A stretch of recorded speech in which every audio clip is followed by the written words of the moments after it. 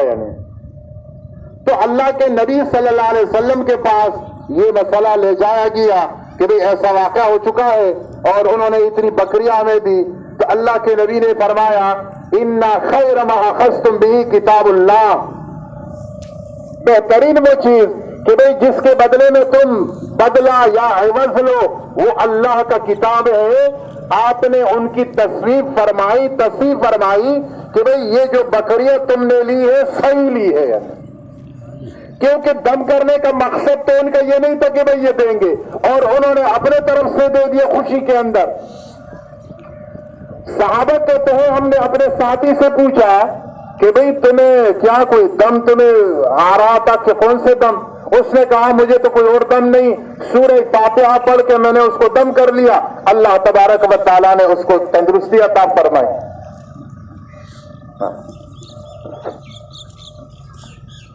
تو اللہ تبارک و تعالیٰ نے سورہ فاتحہ سے اس کو تندرستی عطا فرمائی.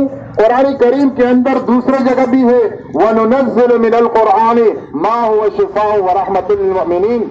اللہ تبارک و تعالیٰ فرماتے ہیں کہ یہ قرآن شفا ہے اور رحمت ہے ایمان والوں کے لیے. لیکن ضروری یہ ہے کہ بھئی قرآن سے ہماری محبت ہو، ہم قرآن کو پڑھیں، ہم قرآن کو سیکھیں، ہم قرآن کے مطابق زندگی گزارے. تو بھئی قرآن ہمارے ظاہری امراض کے لیے بھی شفا ہے اور ہماری باطنی امراض کے لیے بھی شفا ہے. تو اللہ فرماتے قد جاءتکم موعظۃ من ربکم، بھائی اللہ کے طرف سے واعظ و نصیحت آیا ہے. وشفاء لما فی الصدور، اور سینوں کے امراض کے لیے قرآن شفا ہے.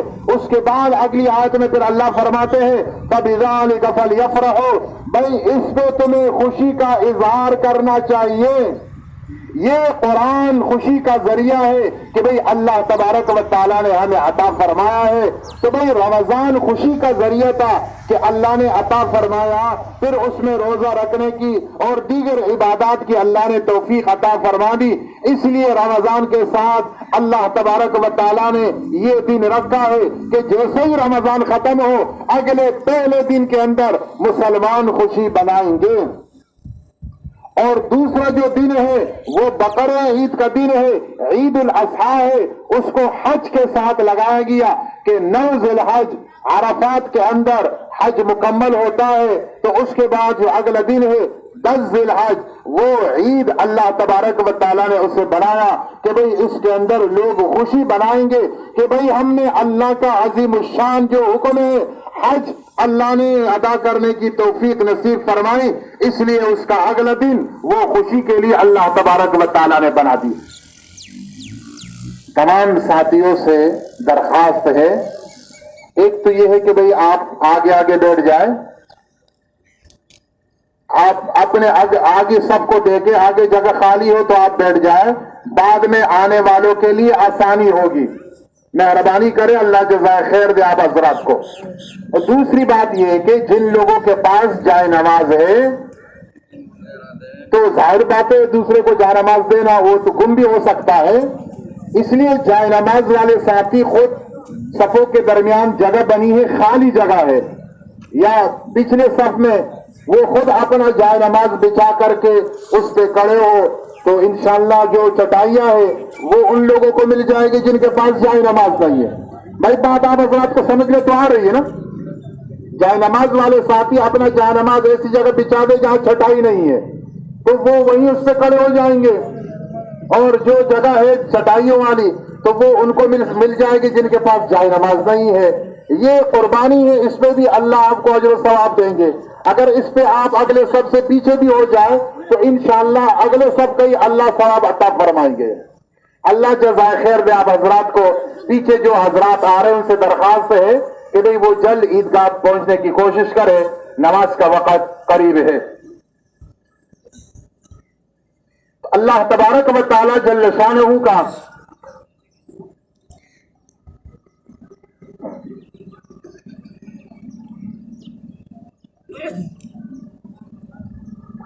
حدیث شریف کے اندر اس جو عید کا دن ہے یا جو عیدگاہ ہے جس کے اندر ہم آ کر کے نماز پڑھتے ہیں، اس کے بارے میں حدیث کے اندر اللہ کے رسول صلی اللہ علیہ وسلم ارشاد فرماتے ہیں کہ جب رمضان کا مہینہ ختم ہو جاتا ہے پھر اگلا دن عید کا جیسے آج دن ہے، پھر اس میں مسلمان اپنے گھروں سے روانہ ہوتے ہیں عیدگاہ کی طرف، تو اللہ تبارک و تعالیٰ فرشتوں کے سامنے بطور فخر کے یہ بات ارشاد فرماتے ہیں، باہا بہم ملائکتہ، وہاں باہا کا لفظ آیا ہوا ہے۔ اللہ فرشتوں سے پوچھتے ہیں کہ اے میرے فرشتوں، اس آدمی کا، اس مزدور کا کیا بدلہ ہے جو اپنی مزدوری پوری کر لے، اپنا کام پورا کر لے؟ ایک مزدور ہے، آپ نے اس کو کوئی کام پہ لگائے کہ بھئی یہ کام کرنا ہے اور یہ کام کرو گے تو بھئی اتنا آپ کو میں عوض دے دوں گا، اتنے پیسے دے دوں گا۔ اب مزدور نے وہ کام پورا کر لیا تو اب اس کا بدلہ کیا ہے؟ ظاہر بات ہے کہ بھئی سب یہی کہیں گے کہ بھئی اس کا بدلہ یہ ہے کہ اس کو پورا جتنا پیسے اس کو بتلائے گیا وہ دے دیا جائے۔ فرشتے عرض کرتے ہیں کہ یا اللہ، اس مزدور کا تو بدلہ یہ ہے کہ اس کو اس کا پورا اجر دے دیا جائے۔ اللہ تبارک و تعالیٰ ارشاد فرماتے ہیں کہ یہ میرے بندے، انہوں نے رمضان کے روزے رکھے اور پھر جو تراویح اور جتنے اور احکامات تھے وہ انہوں نے ادا کیے، ایک مہینہ جو ان کا عمل یا جو ان کی مزدوری تھی وہ انہوں نے پوری کر لی۔ اب اس کے بعد آج یہ گھروں سے نکلے ہیں اور میدان کے اندر میرے سامنے بیٹھ کر اور کھڑے ہو کر وہ اللہ تبارک و تعالی فرماتے ہیں کہ مجھ سے اپنی گناہوں کی معافی مانگ رہے۔ اللہ تبارک و تعالیٰ پھر فرشتوں کو گواہ بنا لیتے ہیں کہ اے فرشتوں تم گواہ رہو، اور اللہ فرماتے ہیں اگلا جو جھولی ہے یہ مسجد کی ہے، تمام حضرات اس میں خوب تعاون فرمائیں، اللہ تبارک و تعالیٰ جزائے خیر عطا فرمائے۔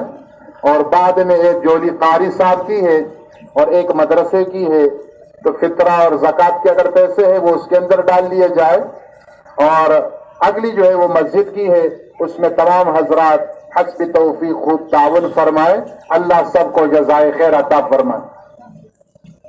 اللہ تبارک و تعالیٰ فرشتوں کو گواہ بنا لیتے ہیں کہ اے فرشتوں تم گواہ رہو، میری عزت کی قسم، میری بڑائی کی قسم، میری جلال کی قسم، میں ان کو ضرور معاف کروں گا۔ اور اللہ ارشاد فرماتے کہ اے لوگوں تم واپس ہو اس حال کے اندر کہ میں نے تم سب کو معاف کر دیا ہے۔ ایک انعام۔ دوسرا انعام یہ ہے کہ تمہارے گناہوں کو نیکیوں سے بدل دیا ہے۔ اس جماعت کے بارے میں اور ان لوگوں کے بارے میں اللہ کے طرف سے دو اعلان ہوتے ہیں، ایک یہ کہ بھئی میں نے تمہیں معاف کر لیا ہے، اور حدیث میں فرمایا فَيَرْجِعُونَ مَغْفُورًا لَهُمْ، یہ لوگ جب عیدگاہ سے واپس ہوتے ہیں اس حال کے اندر کہ اللہ تبارک و تعالیٰ نے ان کو معاف کر لیا ہوتا ہے۔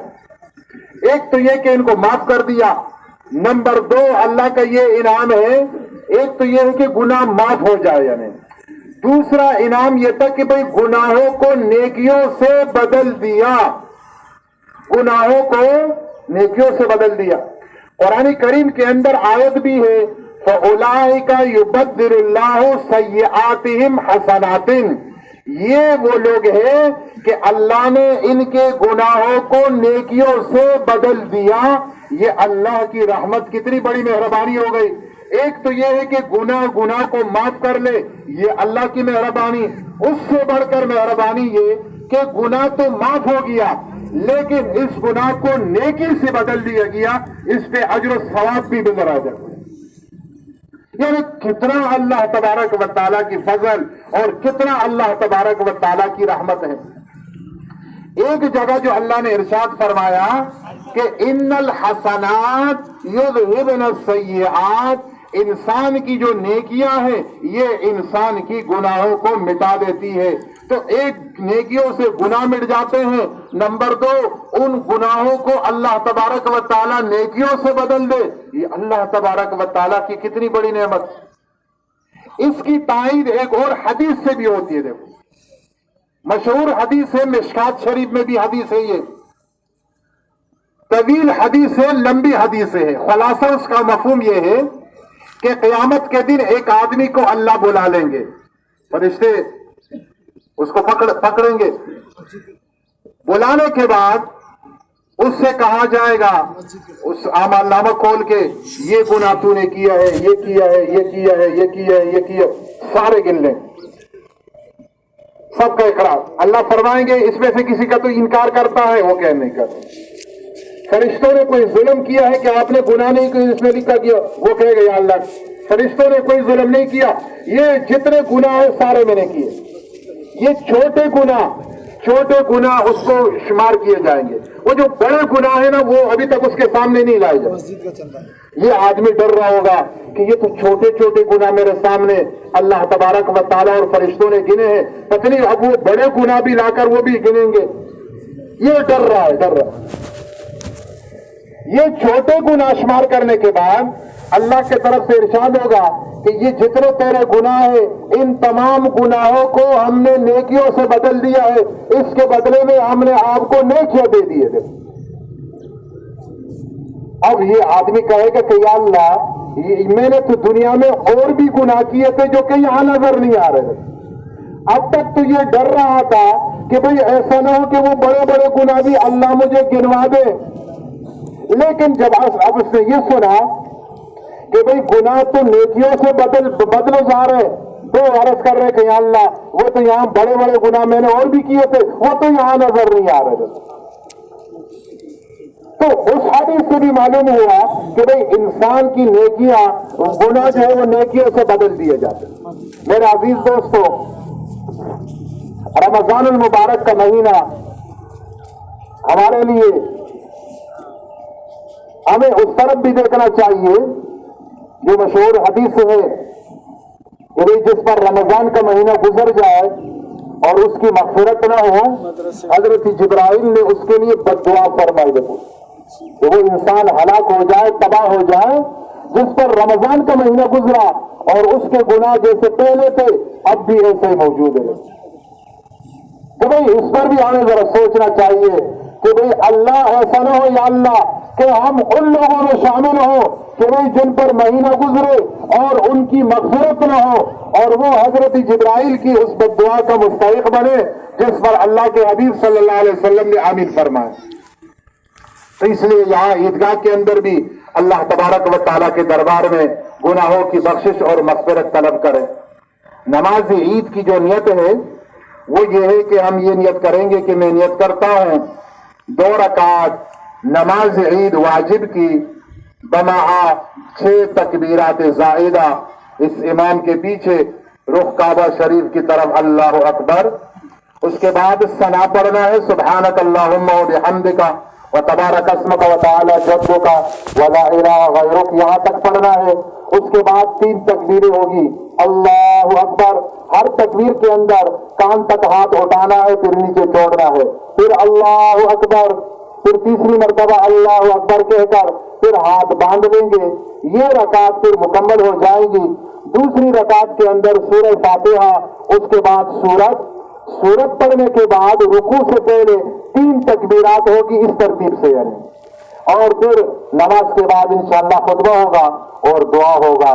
صفحے اہتمام سے درست فرمائیں.